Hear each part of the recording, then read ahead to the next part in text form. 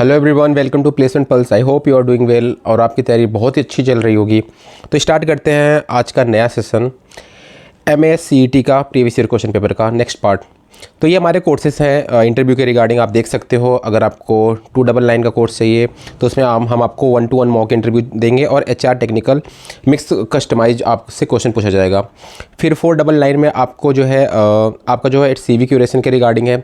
अगर आप 3499 में लेते हो, जब तक का आपका कहीं सिलेक्शन नहीं हो जाता है तब तक का आप इंटरव्यू के लिए आप वैलिड रहते हैं। तो हमारे कोर्स हैं ये जो है क्वांट का जो वेटेज है CET में, उसका वेटेज है। जैसे कि हम देख सकते हैं कि अर्थमेटिक का 35% है, अलजेब्रा का 20%, ज्योमेट्री का 15%, DI का 20%, प्रोबेबिलिटी का 10%। सो ये टोटल मिला के 100% वेटेज कैरी करता है, जो कि MS-CET में जो 50 क्वेश्चन क्वांट के पूछे जाते हैं। तो उसमें से जो मोस्ट इंपॉर्टेंट है वो अर्थमेटिक और DI है। तो आपको ज़्यादा फोकस करना है अर्थमेटिक और DI पे। और ये ध्यान रखना है कि while attempting the mock or in the real examination, so skip the time consuming questions and try to solve easy one first। तो ये कुछ टिप्स थे आपके लिए। तो आज का हम पहला क्वेश्चन स्टार्ट करते हैं। तो ये हमारा आज का पहला क्वेश्चन कह रहा है कि what is the angle at which the clock are inclined at 15 minute past 5।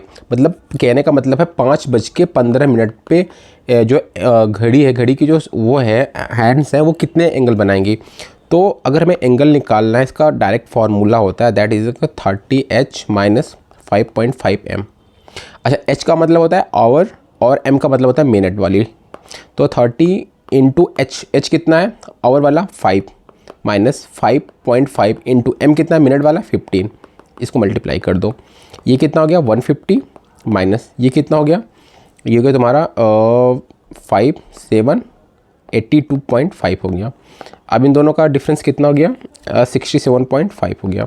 ये 67.5 डिग्री हो गया इसका आंसर। जो एंगल बनेगा जब घड़ी में 5:15 होगा, तो जो हैंड एंड आवर के बीच में जो एंगल बनेगा वो होगा 67.5 डिग्री होगा।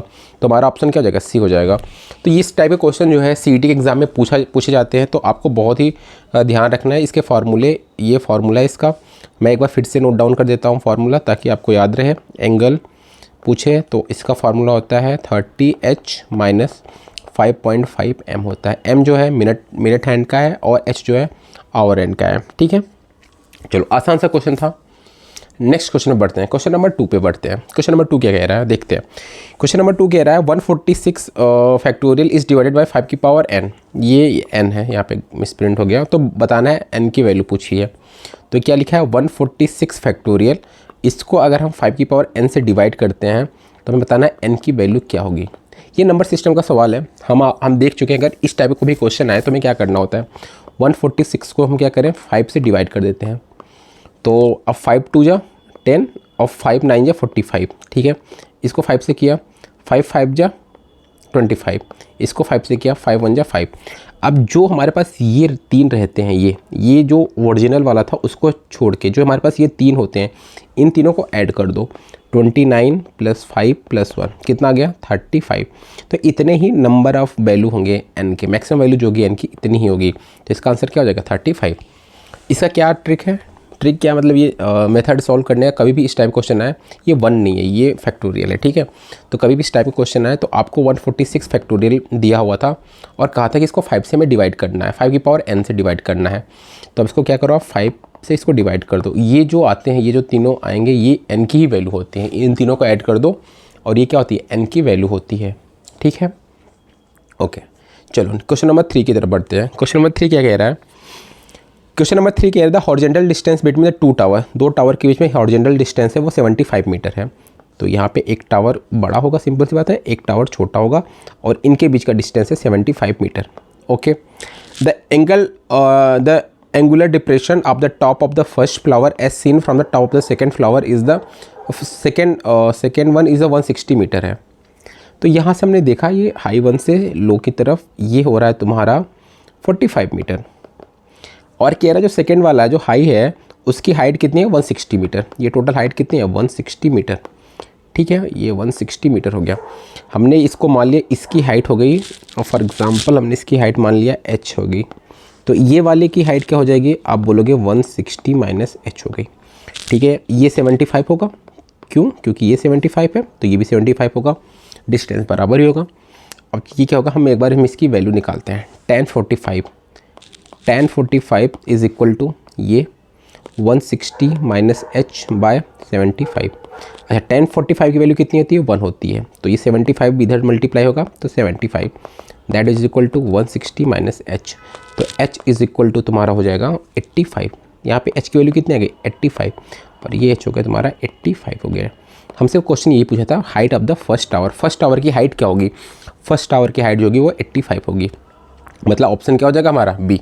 हमारा ऑप्शन हो जाएगा बी, तो हमारा इसका ऑप्शन हो जाएगा बी, 85 मीटर। ठीक है, आसान सा क्वेश्चन था। क्वेश्चन नंबर 3 भी बहुत आसान क्वेश्चन था। चलो अगले क्वेश्चन में बढ़ते हैं, क्वेश्चन नंबर 4 की तरफ। ये सारे प्रीवियस ईयर के हैं, MSCET के प्रीवियस ईयर क्वेश्चन पेपर है। अब देखो ये कितना आसान सा क्वेश्चन पूछा हुआ है। क्या है कि 2.0 इंटू 2.0 कितना हो जाएगा? 2.04 भाई 2.0 इंटू 2.0 कितना है? 0.4 प्लस 0.01 ये कितना हो गया? 0.05 हो गया। ठीक है, अब ये क्या है? ये है 1.1 इंटू 1.1 कितना हो गया? 1.01 प्लस 0.02 तो कितना हो गया? 0.03। तो इसको डिवाइड किया 0.03 से, ये पॉइंट कट गया, आ गया 5/3।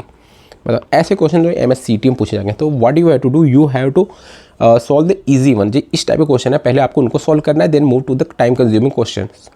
ठीक है, ओके चलो आसान से क्वेश्चन है आज के, बहुत ही ज़्यादा टफ क्वेश्चन नहीं आज है। तो आज हम जो है आसान से क्वेश्चन लाए थे ताकि आप लोग डीमोरलाइज ना हो जाओ। ठीक है, चलो क्वेश्चन नंबर 5 की तरफ बढ़ते हैं। क्वेश्चन नंबर 5 कहता है find the largest 4 digit number that exactly divided by 15, जो 15, 21 और 28 से एग्जैक्टली डिवाइड हो जाए। अच्छा मान लो वो 5 डिजिट नंबर दिखाना है। अब देखो 15 है तो 3 और 5 से डिवाइड होगा, 21 है 7 और 3 से भी डिवाइड होगा, 7 और 4 से भी डिवाइड होगा। ठीक है, देखो 3 से डिवाइड होने के लिए देखो ये 3 से डिवाइड होगा क्या? बिल्कुल ये 3 से डिवाइड हो रहा है। ये 3 से डिवाइड होगा 999 3 से डिवाइड होगा, 988 3 से कभी डिवाइड नहीं होगा, ये भी नंबर कभी 3 से डिवाइड नहीं होगा, ये भी नंबर नहीं होगा। मतलब 3 ऑप्शन तो हमने वैसे निकाल दिया। अब देखो अब 5 से भी डिवाइड होना चाहिए, तो 5 से ये दोनों डिवाइड हो रहे हैं। चलो ये दोनों का हमने खेल खत्म कर दिया। अब 7 और 4 है। अब देखो 4 से कौन सा डिवाइड है? 4 से अगर कोई नंबर डिवाइड होगा उसके लास्ट 2 डिजिट 4 से डिवाइड होने चाहिए।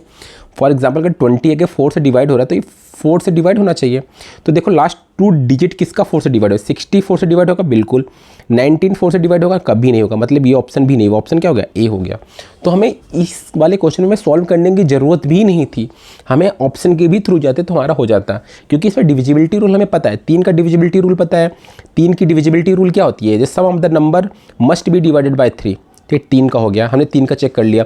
फिर हमने 4 का देखा कि लास्ट 2 डिजिट जो है 4 से डिवाइड होने चाहिए, तो लास्ट 2 डिजिट इन्हीं दोनों के 4 से डिवाइड हो रहे थे। सॉरी, एक का ही 4 से डिवाइड हो रहा था 2 ऑप्शन में से, वो था ऑप्शन ए। आसान सा क्वेश्चन था, क्वेश्चन नंबर 5। चलो क्वेश्चन नंबर 6 की तरफ बढ़ते हैं। क्वेश्चन नंबर 6 हम देखते हैं आज का। क्वेश्चन नंबर 6 कह रहा था sum of the digit of the 2 digit number is 10। 2 digit number का जो सम है वो x 10 है, तो x प्लस वाई की वैल्यू कितनी दे रखी है? 10। ये क्वेश्चन हो गया। When the digit are reverse, जब डिजिट को रिवर्स करते हैं the number is decrease by 54। For example पहले था 10x प्लस वाई, अभी हमने उसको रिवर्स कर दिया तो 10y प्लस x हो गया।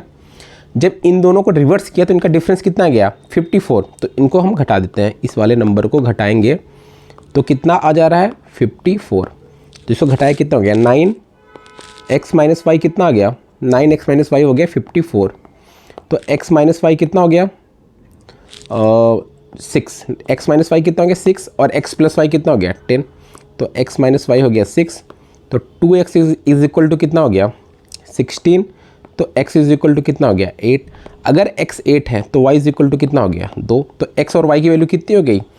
8, 2 और 8। तो पूछा find the change number. Change number तो पहला नंबर क्या था? 82। अभी चेंज कर दिया तो 2 और 8 28 हो गया। तो चेंज नंबर क्या हो गया? 28 होगा। ठीक है, क्योंकि पहला नंबर क्या था? x और y था, x प्लस वाई, तो 82। अब चेंज नंबर क्या? 28। तो ध्यान रखना कभी भी ऑप्शन में 82 दिया तो हमें वो नहीं टिक करना है, हमें 28 टिक करना है, क्योंकि क्वेश्चन पूछा था फाइंड द चेंज नंबर। जो नंबर चेंज हुआ है हमें वो बताना है, ना कि हमें ओरिजिनल नंबर पूछा। ओरिजिनल नंबर पूछता तो हमारा 82 होता, but question is asking the change number. So you have to very careful while attempting the question.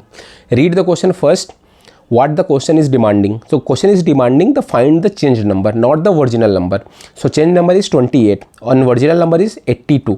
So be careful about it. चलो अच्छी बात है, ऑप्शन में नहीं था 82, अगर ऑप्शन में 82 होता तो मैक्सिमम लोग 82 ही मारते। बट हमारा आंसर क्या होना चाहिए 28, क्योंकि हमसे क्वेश्चन में क्या पूछा था, चेंज्ड नंबर पूछा था। ठीक है, चलो अच्छी बात है, अगर समझ में आ गया आपको ये क्वेश्चन, बहुत आसान सा क्वेश्चन था। नेक्स्ट क्वेश्चन, क्वेश्चन नंबर 7 देखते हैं। क्वेश्चन नंबर 7 कह रहा था profit earn after selling an article for 1680 रुपये में। एक आर्टिकल को 1680 में बेचा, जो उसको प्रॉफिट हो रहा है वो सेम है जब लॉस इनकर after selling the article for 1512, जब उसको 1512 में बेचा, जो उसको लॉस हो रहा है उतना ही उसको प्रॉफिट हो रहा है। तो इन दोनों का डिफरेंस कितना हो गया, आप बोलोगे यहाँ पे 88 और यहाँ पे 80, तो हो गया यहाँ पे 168 का डिफरेंस। और 168 का डिफरेंस पे क्या, इतना आधा प्रॉफिट आधा लॉस, तो इसको 2 से डिवाइड कर दिया। तो 2 से डिवाइड करने पे कितना हो गया 84, मतलब 84 का इसको प्रॉफिट भी हो रहा है, 84 का लॉस भी हो रहा है। तो यहाँ पे इसको क्या हो रहा था, लॉस हो रहा था, और यहाँ पे इसको प्रॉफिट हो रहा था। तो यहाँ पे CP क्या हो जाएगा, हमारा CP क्या हो जाएगा, CP हो जाएगा, आप बोलोगे 84 प्लस 1512, आपने बोला 1596 हो गया, हमारा जो हो गया CP हो गया हमारा 1596 हो गया। तो क्वेश्चन पूछा what is the approximate of the profit, या हमें प्रॉफिट अप्रॉक्सीमेट बता दो या लॉस अप्रॉक्सीमेट बता दो, हमें प्रॉफिट या लॉस कितना हो रहा है 84 का किस पे हो रहा है 1596 पे, इंटू 100 कर दो। चलो इसको 4 से डिवाइड हो जाएगा, 4 से यहाँ पे हो गया 12, 4 9 हो गया। अब इसको यहाँ पे आई थिंक 3 से होगा 7, 1 3 हो गया, यहाँ पे 7 से हो रहा है क्या, बिल्कुल यहाँ पे क्या आएगा 19। तो 100/19 कितना होता है 5.26%। तो हमसे क्वेश्चन पूछा अप्रॉक्सीमेट बताना है, अप्रॉक्सीमेट क्या हो गया, ये 5 से कम है तो ये 5% हो जाएगा, यहाँ पे 5.26 है, तो 5.6 होता तो यहाँ पे 6 इसका अप्रॉक्सीमेट होता, लेकिन ये 5.5 से क्या है कम है, तो 5 इसका आंसर हो जाएगा। तो इसका अप्रॉक्सीमेट प्रॉफिट जो होगा वो 5% होगा। ठीक है, या 5% प्रॉफिट होगा या 5% लॉस होगा, तो इसका है। तो बहुत ही आसान सा क्वेश्चन था, प्रॉफिट लॉस का क्वेश्चन हर साल 1 2 3 पूछे जाते हैं अर्थमेटिक वाले पोर्शन से। So you have to very careful about it and you have to solve a lot of the question from the profit and loss as well as try to solve the question from the discount one, क्योंकि discount से भी question काफ़ी पूछे जाते हैं, वो dishonest shopkeeper वाला and dishonest customer वाला। तो ये आपको बहुत ही केयरफुल होना है। बाकी ये इस टाइप के क्वेश्चन अगर आते हैं तो इस टाइप के क्वेश्चन बहुत ज़्यादा कंफ्यूजिंग नहीं करते हैं, but still you have to be very careful about कि अगर हमारा प्रॉफिट होता है वो किस पे होता है। अगर हमें डिस्काउंट देते हैं, हम डिस्काउंट हमेशा हम MP पे देते हैं, मार्क प्राइस पे।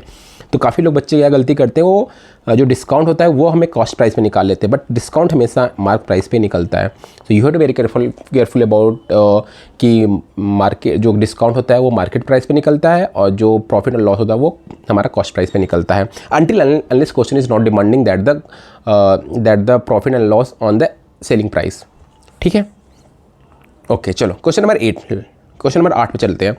आज ये लास्ट क्वेश्चन है। क्वेश्चन नंबर 8 कह रहा है a certain number of the capsule work purchase for 216। मान लो कि x नंबर ऑफ कैप्सूल थे, उसको हमने 216 रुपये परचेज किया। ठीक है, कह रहा 15 more capsule could have been purchase, मतलब 15 और capsule could have been purchase in the same amount, इतने ही अमाउंट में 15 कैप्सूल हम और ला सकते थे। ठीक है, मतलब x + 15 हो जाता है कितना 216 रुपये में हमें आ जाता। If each capsule was cheaper by 10 rupees, अगर हर एक कैप्सूल को हमें 10 रुपये अगर कम हो जाए, तो मान लें कि यहाँ पे एक कैप्सूल की दाम कितना हो गया, आप बोलो 216/x इज इक्वल टू, आपने कहा कि 15 कैप्सूल और आ जाते हैं 216 रुपये में। ये जब ये 10 रुपये सस्ता होता है, अगर 10 रुपये सस्ता होता है +10 कर दे तभी तो इक्वेशन बैलेंस हुआ। भाई एक कैप्सूल का दाम कितना हो गया, आप 216/x, यहाँ पे एक कैप्सूल का दाम इतना हो गया, लेकिन ये कब था जब 10 रुपये कम था। तो यहाँ पे 10 रुपये कम था, यहाँ पे 10 प्लस कर दो, यहाँ पे 10 माइनस कर दो, एक ही बात हो, चाहे इस साइड 10 प्लस कर दो या इस साइड 10 माइनस कर दो। अब यहाँ x की वैल्यू आ गई, हमें x की वैल्यू पूछा, find the number of the capsule purchase में x की वैल्यू पूछा है। या तो आपको इसको सॉल्व करने बैठ जाओ, एक मेथड ये है कि आप इसको बैठो सॉल्व करो, पूरा निकालो, x की वैल्यू निकालो, क्वाड्रेटिक बनेगा, जो भी बनेगा आप उसको सॉल्व करो। सेकेंड ऑप्शन बेस्ट है कि हमें ऑप्शन से ऑप्शन उठाओ और यहाँ पे पुट करो और ख़त्म करो खेल। अब देखो यहाँ पे 216 है, अब 216 हमें x की ऐसी वैल्यू निकालनी है जो कि 3 से डिवाइड हो, क्योंकि ये क्या है 3 से डिवाइड है, तो 3 से डिवाइड वाला हमें वैल्यू निकालना है। देखो 10 तो कभी नहीं, क्योंकि 3 से डिवाइड नहीं होगा, 8 भी कभी 3 से डिवाइड नहीं होता, और 20 भी कभी 3 से डिवाइड नहीं होता, क्योंकि 216 3 से डिवाइड है, कंप्लीट डिवाइड होगा x इससे, तो जो भी x की वैल्यू होगी वो 3 से डिवाइड होनी चाहिए। तो यहाँ पे ना ये 3 से डिवाइड है, ना ये है, ना ये है, मतलब 2 ऑप्शन होते हैं 15 या 12, कोई एक ही सेटिस्फाई करेगा। ठीक है, फॉर एग्जांपल हम एक बार 15 लेते हैं, अगर हम 15 रखेंगे, हम मान लिए चलो ये इससे डिवाइड हो रहा है फॉर एग्जांपल मान ली, लेकिन यहाँ 15 रखा तो ये 30 हो जाएगा, तो 30 कभी इससे डिवाइड नहीं होगा क्योंकि ये 216 है, 30 कभी इससे कंप्लीटली डिवाइड नहीं होगा, तो मतलब हमारा 15 वाला ऑप्शन कभी नहीं होगा। ऑप्शन एक ही बचता है, वो क्या होता है 12। हमें सॉल्व करने की भी जरूरत नहीं पड़ी। अगर आपको थोड़ी सी भी बेसिक अंडरस्टैंडिंग होती नंबर्स की तो आप इसको बिना सॉल्व किए बस ये लिखते, इसके बाद ऑप्शन टिक करते, ऑप्शन क्या हो जाएगा इसका 12। नहीं बिलीव है, आप 12 रख के इसको सॉल्व कर सकते हो। 12 रखा तो इसको 12 किया तो 12 12 12 96 इज इक्वल इस साइड 18 आ गया। यहाँ पे 12 रखा 27 तो 12 यहाँ पे कितना होगा 27, इसको किया 8 टाइम्स प्लस 10 तो 18 इज इक्वल टू 18। लो सेटिस्फाई हो गया। तो मतलब ऑप्शन क्या हो जाएगा 12, ऑप्शन 12 होगा इसका। और ऑप्शन 12 का मतलब ऑप्शन नंबर आपका सी सही हो जाएगा। तो मतलब अब जैसे हम आज के क्वेश्चन से हम ये आपको बताना चाह रहे हैं कि आपको क्वेश्चन हमेशा कंप्लीट नहीं सॉल्व करना है, आपको क्वेश्चन जो है ये भी देखना है कि क्या ये ऑप्शन के थ्रू हो जा रहा है कि नहीं, क्योंकि वहाँ पे examiner is not testing that you have the ability to calculate it or not. Examiner is only seeing that if you have chosen the right option or not. तुम्हें तो राइट ऑप्शन चूज़ करना है ना, चाहे आप calculation के through निकालो, चाहे शॉर्ट ट्रिक के थ्रू निकालो, चाहे अपनी बेसिक अंडरस्टैंडिंग के थ्रू निकालो। तो यहाँ पे बेसिक अंडरस्टैंडिंग की रिक्वायरमेंट थी। तो बेसिक अंडरस्टैंडिंग यही था कि हमने डिविजिबिलिटी देखी, हम 3 की डिविजिबिलिटी देखती है, हमारा 3 ऑप्शन पहले ही एलिमिनेट हो गया यहाँ पे। और जैसे 3 ऑप्शन एलिमिनेट हो गया, हमारे पास 2 ऑप्शन बचा 15 और 12।